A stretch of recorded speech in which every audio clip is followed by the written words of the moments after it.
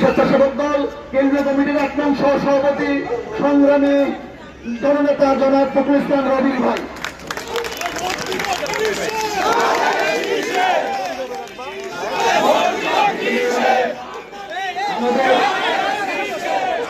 আমাদের জাতীয় সুযোগ্য সন্তান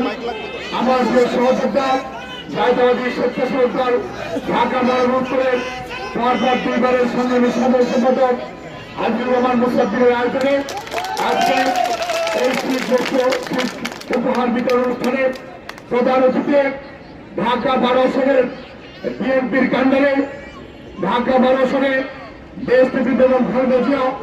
দেশ তারেক রহমানের পক্ষ থেকে যাকে ধানের শিশু উপহার দেওয়া হয়েছে আমাদের সকলের প্রিয় নেতা জনতা জনাব সাইফুল আলম বিরুদ্ধে আমাদের মধ্যে উপস্থিত হয়েছেন সাবেক বিধি আলোচনা